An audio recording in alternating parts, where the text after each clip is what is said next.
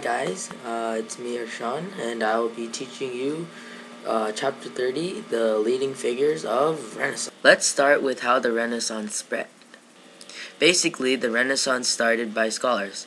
Scholars went to learn about aka humanisms. When they returned, they started new universities. In the universities, they taught a lot of people. The second way that the Renaissance spread was by the printing press. The printing press was made by Johannes Gutenberg. This invention made more copies of books, so therefore many more people can learn. There are many great leaders in the Renaissance time period, but today I'll only focus about 10. Let's start with some sculptures. Michelangelo was a great sculptor. His sculptures express fierce emotions. Some of his great works are the Pietà and the famous Moses and David. Michelangelo was born at 1475 and died in 1564. To me, he was a very interesting guy. He lost his mother at age 6. His father was very mean, and he was very religious. Some people say his paintings are like God. His masterpiece was the Pope's Chapel, which took 4 years. It had over 300 figures. Let's talk about Leonardo da Vinci. Leonardo da Vinci was not really a sculptor. He was actually a painter. He built 2 horses for the Duke of Milan, Ludovico Sforza and Francesco Sforza. Next, the painters. This is Albrecht Dürer. He worked as a court artist, and he only painted self-portraits and some religious paintings. He lived from 1471 through 1528. He was famous for his self-portraits because when he was young, he learned human proportions. This made him a very good artist for self-portraits. Like I said before, Leonardo da Vinci was not a sculptor. He was actually a painter. His paintings shows perspective and detail. Some of his famous paintings were the Mona Lisa and the Last Supper. Leonardo was born in 1452 and died in the 1590s. Leonardo da Vinci was influenced a lot of painters now. He was actually a very big role model. Michelangelo, who's totally opposite to Leonardo da Vinci, was actually a sculptor and not a painter. Some people say his paintings were very godlike. One of his greatest masterpieces was that he painted the Pope's Chapel, which took 4 years to finish.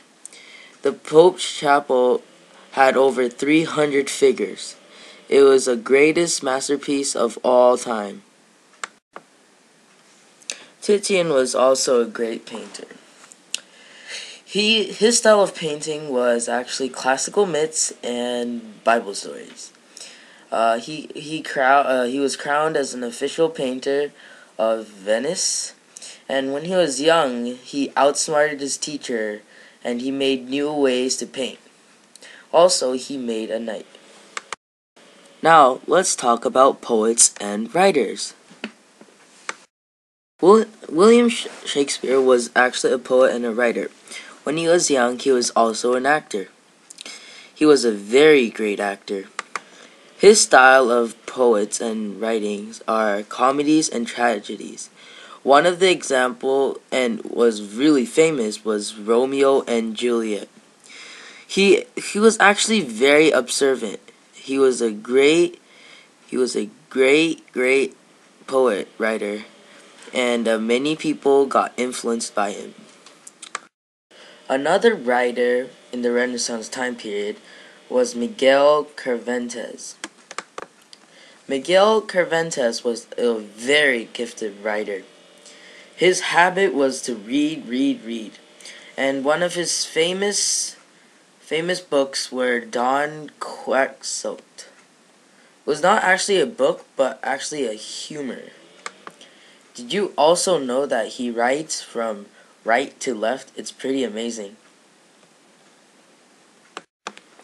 Now, I will be talking about the scientist. Nicholas Copernicus was a great scientist. He theorized that the sun was the center of the universe, and he was right. Also, he learned that the earth spins on an axis. His childhood was really rough.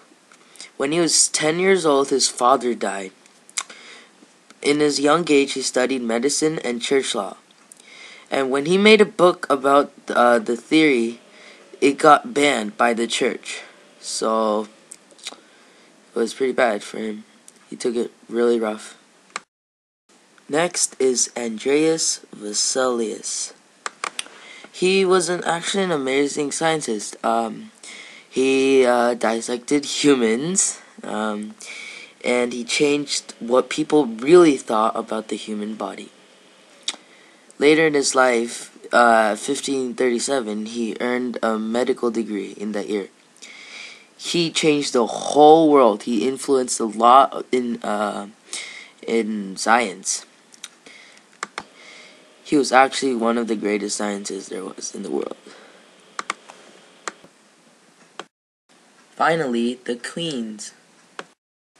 Let's start talking about Isabella I.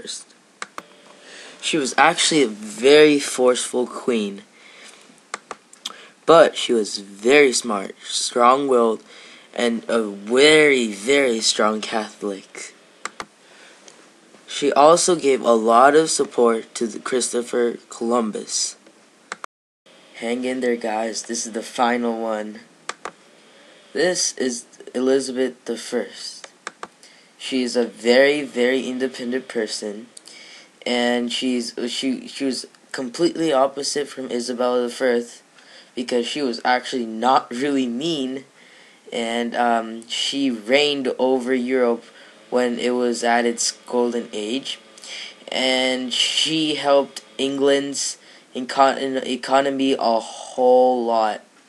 She was actually a really good queen. There you guys have it. That's all about the leading figures of Renaissance, and thank you.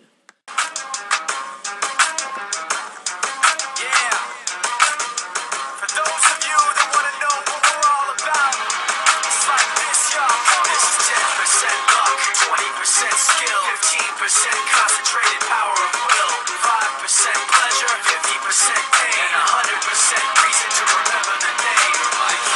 He doesn't need his name up in lights, he just wants to be heard, whether it's the beat of the mic. He feels so unlike everybody else, alone, in spite of the fact that some people still think that they know, but no, he knows the code. It's not about the salary, it's all about reality and making some noise, making a story, making sure his click stays up. That means when he puts it down, Todd's picking it up. Let's go. Is he anyway?